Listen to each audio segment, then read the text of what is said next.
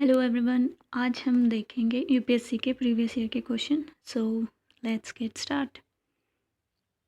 सबसे पहला प्रश्न है, चोल राज्यों में किस एक ने सिलोन पर विजय प्राप्त की थी?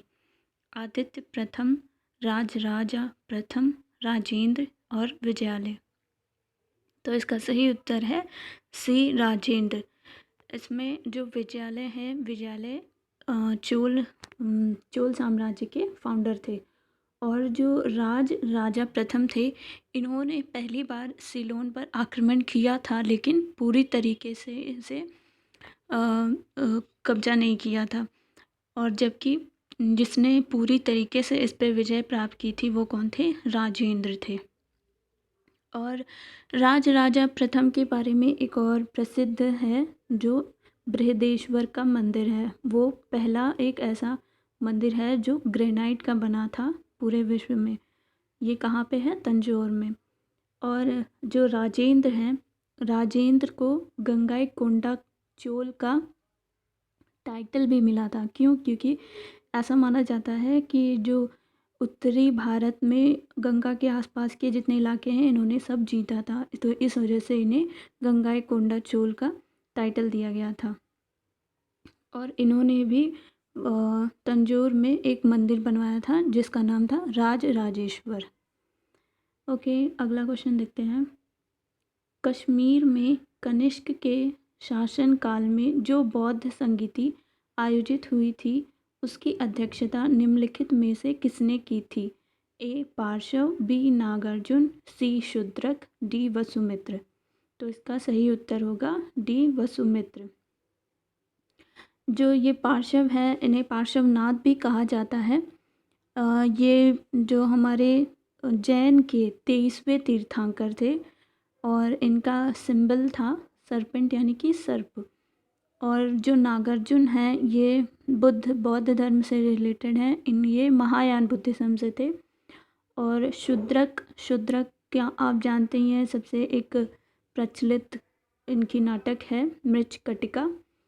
बस अगला प्रश्न देखते हैं। निम्नलिखित पशुओं में से किस एक का हड़प्पा संस्कृति में मिली मोहरों और टेराकोटा कलाकृतियों में निरूपण नहीं हुआ था? ए गाय, बी हाथी, सी गेंडा, डी बाघ। तो इसका सही उत्तर है ए गाय। गाय के साथ साथ और भी जैसे ऊंट, घोड़ा और शेर, इन सब का भी प्रदर्शन नहीं हुआ है हमारे मोहरों और टेराकोटा में। ठीक है, तो हड़प्पा सभ्यता में सिर्फ किस किस के मिले थे? हाथी, गेंडा और बाघ, इन्हीं के मोहरे मिले थे। और भी ऐसे थे, लेकिन उसमें मुख्य यही याद रखना है कि गाय, ऊंट, घोड़ा और शेर नहीं थे। गाय, ऊंट, घोड़ा, शेर नहीं थे। ठीक है, अगला प्रश्न देखते हैं। लोथल, जूता हुआ खेत, कालीबंगन, गोदीबाड़ा, धोलावीरा, पक्की मिट्टी की बनी हुई हल की प्रतिकृति और बनावली हड़प्पन लिपि के बड़े आकार के 10 चिन्हों वाला एक शिलालेख। तो इसका सही उत्तर क्या होगा? इसका सही उत्तर होगा जो लोथल है, लोथल में क्या पाया गया था? गोदीबाड़ा। और कालीबंगन में जुता हुआ खेत। धौलावीरा में हड़प्पन लिपि के बड़े आकार के 10 चिन्हों वाला एक शिलालेख। और बनवाली में पाई गई थी पक्की मिट्टी की बनी हुई हल की प्रतिकृति। तो सही उत्तर है बी। ए का 2, बी का 1, सी का 4, डी का 3। देख लीजिएगा आप लोग। ओके, नेक्स्ट क्वेश्चन देखते हैं। निम्नलिखित में से कौन सा कथन सही नहीं है? श्रवणबेलगोला स्थित गोमतेश्वर की प्रतिमा जैनियों के अंतिम तीर्थंकर को दर्शाती है। बी, भारत का सबसे बड़ा बौद्ध मठ अरुणाचल प्रदेश में है। सी, खजुराहो के मंदिर चंदेल राजाओं द्वारा बनवाए गए। डी, होयसालेश्वर मंदिर शिव को समर्पित है। तो इसका सही उत्तर यहाँ पे क्या होगा? ए, यानी कि श्रवणबेलगोला स्थित गोमतेश्वर की प्रतिमा जैनियों के अंतिम तीर्थंकर को दर्शाती है। ये कथन बिल्कुल गलत है। क्यों? क्योंकि ये प्रतिमा किसको दर्शाती है? ये प्रथम तीर्थंकर यानी ऋषभदेव को दर्शाती है, ना कि हमारे अंतिम तीर्थंकर कौन थे? वर्धमान महावीर। ठीक, किसको दर्शाती है श्रवणबेलगोला? वो प्रथम तीर्थंकर को। अगला प्रश्न देखते हैं। प्राचीन भारत के बौद्ध मठों में पवरन नामक समारोह आयोजित किया जाता था, जो संघ परिनायक और धर्म तथा विनय विषयों पर एक एक वक्ता को चुनने का अवसर होता था। वर्षा ऋतु के दौरान मठों में प्रवास के समय भिक्षुओं द्वारा किए गए अपराधों को स्वीकारोक्ति का अवसर होता था। किसी नए व्यक्ति को बौद्ध संघ में प्रवेश करने का समारोह होता था, जिसमें उसका सिर मुंडवा दिया जाता था और पीले वस्त्र दिए जाते थे। यह आषाढ़ की पूर्णिमा के अगले दिन बौद्ध भिक्षुओं के एकत्र होने का अवसर होता था, जब वे वर्षा ऋतु के आगामी 4 महीनों के लिए निश्चित आवास चुनते थे। तो इसका सही उत्तर होगा ऑप्शन बी। जो ये पवरन नामक समारोह होता था, ये 11वें चंद्रमास की पूर्णिमा को मनाया जाता था। और इसमें क्या होता था कि जितने भी भिक्षु होते थे, उनको प्रवेश के टाइम पर जितनी भी गलतियां उन्होंने की हैं या कोई भी अपराध किया है, तो उसको स्वीकार करके और फिर उन्हें प्रवेश करने का ये परमिशन दी जाती थी एक तरीके से। तो फिर वहाँ से वो भिक्षु बन जाते थे। बस यही था इसमें। अगला प्रश्न है। विशाख दत्त के प्राचीन भारतीय नाटक मुद्रा राक्षस की विषय वस्तु क्या थी? तो मुद्रा राक्षस में क्या था? प्राचीन हिंदू अनुश्रुति के देवताओं और राक्षसों के बीच संघर्ष के बारे में बताया गया है, या एक आर्य राजकुमार और एक कबीली महिला की प्रथम कथा के बारे में, या 2 आर्य कबीलों के बीच सत्ता के संघर्ष की कथा के बारे में, या चंद्रगुप्त मौर्य के समय में राज दरबार की दुर्भिसंधियां के बारे में। तो इसका सही उत्तर क्या है? डी है। इसमें मुद्रा राक्षस में चंद्रगुप्त मौर्य के समय में जो राज दरबार में जितनी भी दुर्भिसंधियां होती थी, उनके बारे में इसमें बताया गया है। अगला प्रश्न है। नर्मदा नदी पर सम्राट हर्ष के दक्षिणावर्ती आगमन को रोका था। किसने रोका था? पहला पुलकेशिन प्रथम ने, दूसरा पुलकेशिन द्वितीय ने, सी विक्रमादित्य प्रथम ने, या डी विक्रमादित्य द्वितीय ने। तो इसका सही उत्तर है बी पुलकेशिन द्वितीय ने। और पुलकेशिन द्वितीय हर्षवर्धन को हरा भी देता है इसमें। निम्न कथनों पर विचार कीजिए। चोलों ने पांड्य तथा चेर शासकों को पराजित कर प्रायद्वीपीय भारत पर प्रारंभिक मध्यकालीन समय में अपना प्रभुत्व स्थापित किया।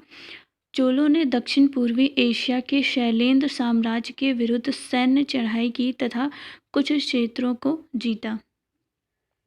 तो इसमें दोनों ही कथन कैसे हैं? सही है या गलत हैं? तो दोनों ही कैसे हैं? सही हैं, क्योंकि जो चोल थे उन्होंने क्या किया था? पांड्य और चेरा दोनों को ही हराया था। चोल में कौन थे? वो राजराज प्रथम थे, जिन्होंने पांड्य और चेरा शासकों को पराजित किया था और मध्यकालीन समय में अपना प्रभुत्व स्थापित किया था। और इसके अतिरिक्त उन्होंने श्रीलंका के उत्तरी भाग को भी जीता था राजराज प्रथम ने। ठीक है। अगला प्रश्न देखते हैं। शूद्रक द्वारा लिखी हुई प्राचीन भारतीय पुस्तक मृच्छकटिकम का विषय वस्तु क्या था?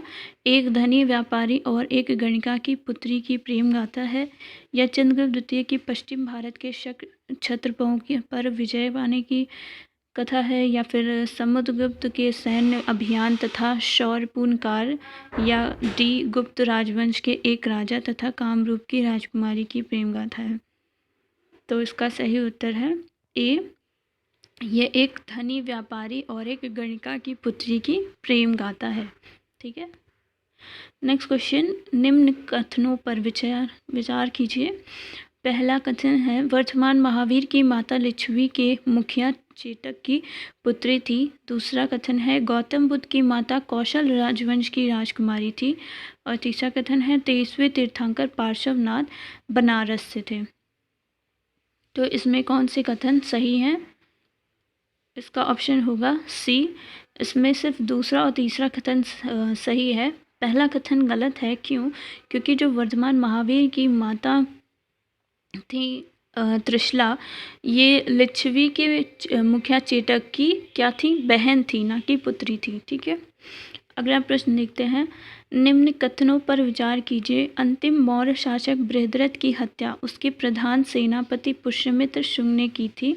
दूसरा है अंतिम शुंग राजा देवभूति की हत्या उसके ब्राह्मण मंत्री वासुदेव कण्व ने की और उसके राज सिंहासन को हथिया लिया। तीसरा है आंध्र ने कण्व राजवंश के अंतिम शासक को पदच्युत किया था।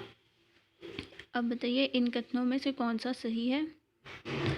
तो इसमें तीनों ही कथन कैसे हैं, बिल्कुल सही हैं। जो अंतिम मौर्य शासक बृहद्रथ 185 ईस्वी पूर्व में सेनापति पुष्यमित्र शुंग द्वारा मारा गया था और शुंग वंश के अंतिम शासक देवभूत की हत्या उसके अमात्य वसुदेव ने 73 ईस्वी पूर्व में की और तत्पश्चात उसने कण्व वंश की नींव डाली थी और कण्व वंश का अंतिम शासक सुशर्मा था और इसकी हत्या 60 ईस्वी पूर्व में सिमुक ने की थी जो आंध्र सातवाहन वंश का संस्थापक था।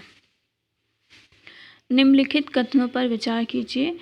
चीनी तीर्थयात्री फायेन ने कनिष्क द्वारा आयोजित की गई चतुर्थ महान बौद्ध परिषद में भाग लिया। और दूसरा कथन है चीनी तीर्थयात्री ह्वेनसांग हर्ष से मिला और उसे बौद्ध धर्म का प्रतिरोधी बताया।